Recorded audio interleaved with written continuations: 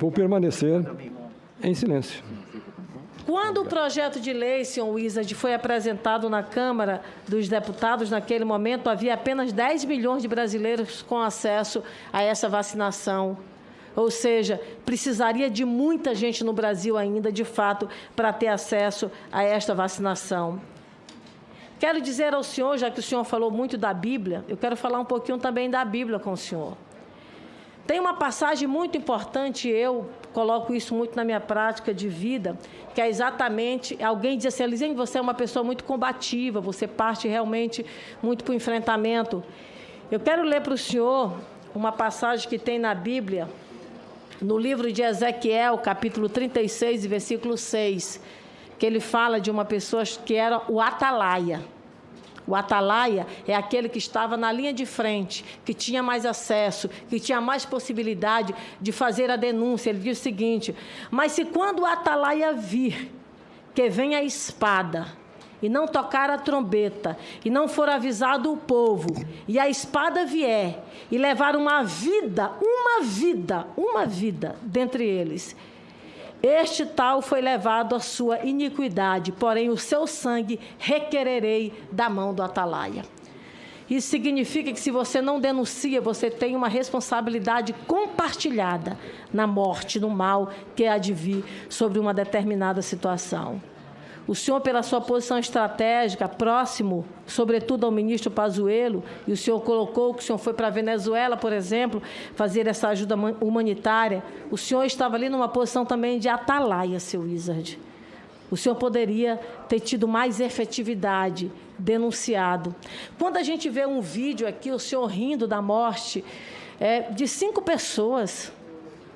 Aí o senhor diz, olha, elas morreram porque não tiveram isolamento. Que fosse uma pessoa, senhor Wizard.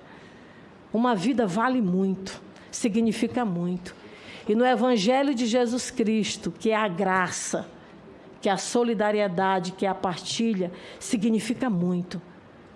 Não é mais olho por olho e nem dente por dente, nem o fio da espada, é o perdão, é a paz.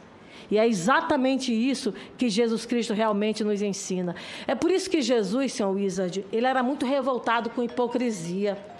Ele era muito revoltado quando alguém não cumpria aquilo que ele determinava. E algumas vezes ele foi até um pouco mais áspero, sabe? Ele chamava de hipócrita. Olha uma das passagens mais belas que nós temos aqui, em Mateus 23, 27 a 28. Ai de vocês, mestres da lei, fariseus hipócritas!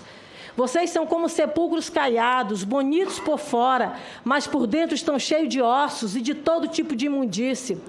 Assim são vocês, por fora parecem justos ao povo, mas por dentro estão cheios de hipocrisia e de maldade. A hipocrisia é algo abominável, é repugnante, é revoltante. E Jesus Cristo colocava isso de forma muito clara. Não dá, por exemplo, para a gente estar numa situação estratégica, como o senhor foi colocado pela sua posição lá ao lado do ministro da Saúde e, de repente, não agir, não fazer efetivamente a sua função.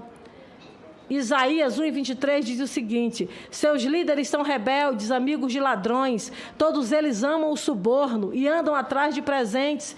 Eles não defendem os direitos do órfão e não tomam conhecimento da causa da viúva. Jesus esteve ao lado dos pobres, dos órfãos e das viúvas, dos excluídos. Eu quero dizer ao senhor, finalizando a minha participação aqui, que o senhor, eu, o presidente, o relator, todos nós que estamos aqui nesta comissão, que estamos numa situação totalmente diferenciada da maioria esmagadora da população brasileira, nós temos uma responsabilidade dupla. Nós temos uma responsabilidade grande com a sociedade brasileira. Provérbios 18 e 21 diz o seguinte, a morte e a língua estão no poder, ou melhor, a morte e a vida estão no poder da língua, e aquele que a ama comerá do seu próprio fruto. Estou fazendo várias exposições da Bíblia, porque o senhor iniciou falando exatamente da Bíblia, exatamente do que é Jesus Cristo de Nazaré. A diferença entre a morte e a vida pode ser uma orientação. A diferença entre a morte e a vida pode ser um conselho. Um conselho mal dado pode levar a milhares de vidas no Brasil. É claro que a gente está vivenciando agora, e para mim fica muito mais claro, que não foi apenas negacionismo, não foi apenas uma questão ideológica, foi corrupção mesmo, $1 por cada vida, porque uma vacina significa a vida das pessoas. Mas eu quero que o senhor vá para casa fazendo essa reflexão. O senhor que chegou, a posição econômica que o senhor chegou e se propôs a ajudar humanitariamente as pessoas, essa ajuda ela tem que ser transversal. Ela tem que ser para as pessoas que estão mais humildes e as pessoas que estão do seu lado na orientação, porque é o que a Bíblia nos ensina, a orientar, sob pena de não levarmos ou de levarmos sobre os nossos ombros o sangue dos inocentes. É este o cenário que a gente está vivenciando hoje no Brasil. E é lamentável que o senhor não possa ter respondido aqui a esta comissão. Muito obrigada, presidente. Senadora Elisiane, me orgulha muito ser seu amigo.